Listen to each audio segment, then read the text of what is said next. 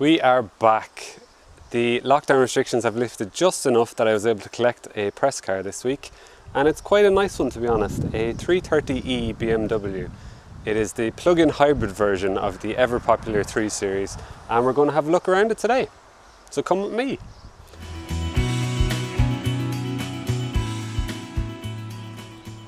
Right, so the boot on the 330e has suffered thanks to the batteries. The batteries have been put under the back seat, but the fuel tank has been moved up here, so you lose out on space you would have in comparison to a more standard 3 Series. 375 litres versus 480 in your more normal models. You do get a little lip thing here that will let you get a tiny bit more space. Plus you also have to keep in mind, if you want to carry the cables around, you have 2 of them, and they will take up space because there's no specific place for them. On the plus side, you can drop the back seats with the pull of these levers here and here. Then go around.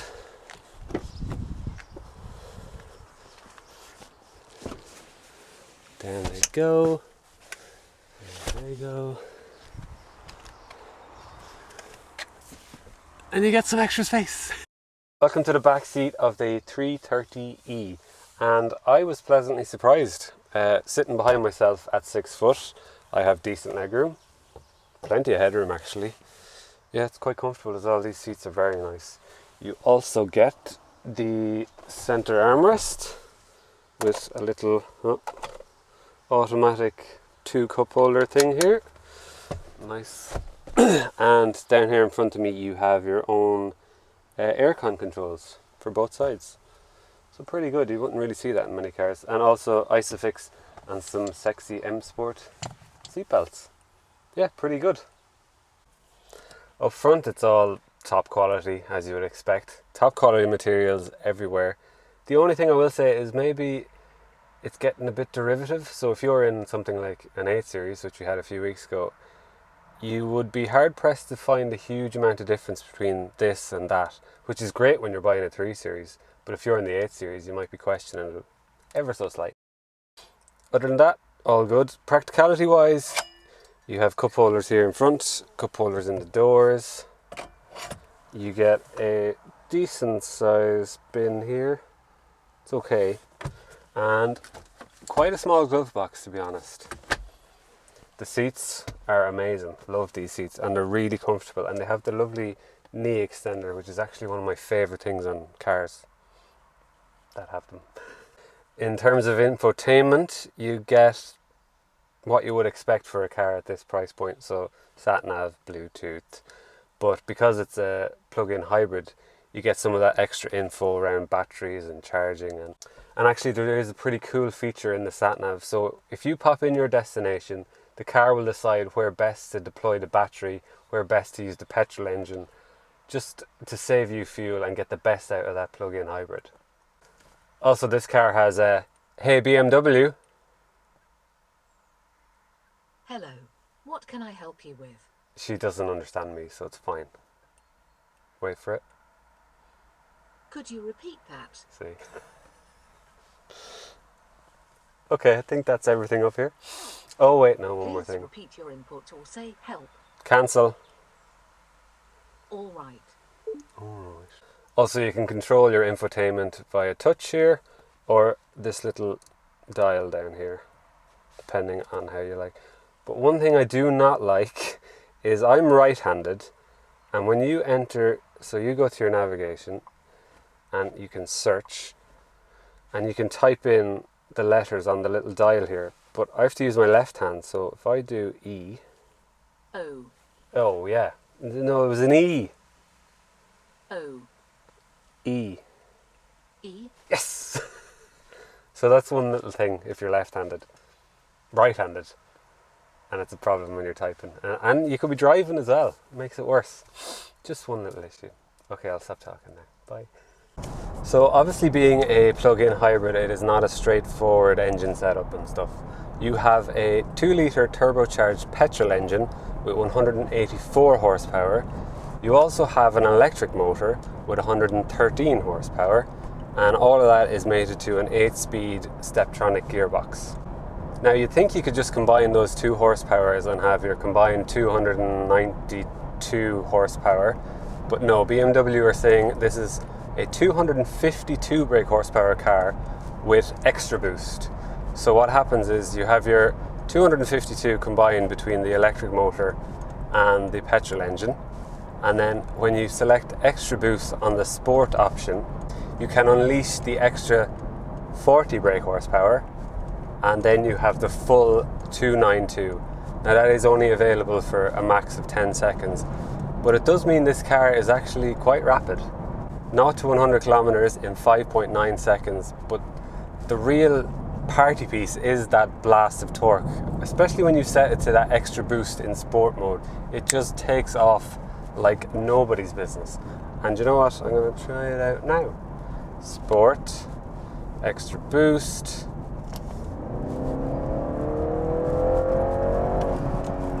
Stuck behind the white van. Stuck behind the white van.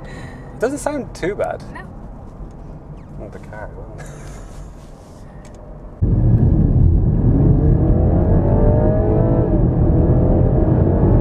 Now obviously you're going to be curious about electric range because this is a plug-in hybrid. The maximum range quoted by BMW is 66 kilometers on a full charge, which I don't think is realistic, but maybe someone will get it eventually. I know I didn't. I charged this up the other night, fully charged, and it was saying 40 kilometers when it was charged. I came out the next morning and it was saying 36. Went out for a spin and probably did get around 34 to 36 kilometers on electric charge only. Now that will obviously change depending on your driving style and the temperature outside, because electric motors are temperamental to those kind of factors. But in theory, if you charge this car every night and you only drive between 20 and 30 kilometers a day, so say your commute is 15 kilometers there, 15 kilometers back, and you are very disciplined and you charge the car every night, you could, now I'm saying could, in theory, have endless miles per gallon because this car has used no petrol whatsoever. What have I said? I'm kind of rambling. Right, so handling. Always very important when you've bought a BMW. And it doesn't really disappoint. It handles nice and flat, and you will carve through a nice set of corners without any real issue. It's stiffly sprung in that regard. The only real issue I see is that, well, weight, and that's thanks to all those batteries. This weighs 300 kilos more than your standard 320i, and we always know weight affects handling badly, to put it lightly. So you really do feel it, especially under braking. It nearly, I don't know, it feels like a pendulum effect almost because of the weight at the back. Maybe it's in my head, but that's certainly what I feel anyway. And there's a sort of a skittishness. That's not easy to say.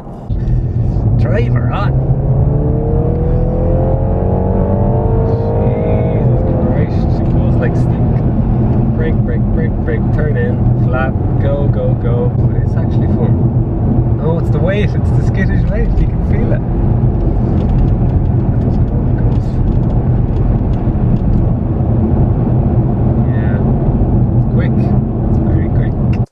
So just a quick word on charging. If you charge from your home on a normal 3-pin plug, it will take about 5 hours to charge from empty to full. If you're using the kind of higher powered, well, slightly higher powered public charging, you're talking 3 hours. And there's no really fast charging options. Costs. Now, this is my very rudimentary calculation, but the battery is 12 kilowatts. So I think you pay around 20 cents per kilowatt. So in theory, you would be charged €2.28, I think, to fill the battery, which in our tests we got about 35-40 kilometers out of. So not too bad for that price.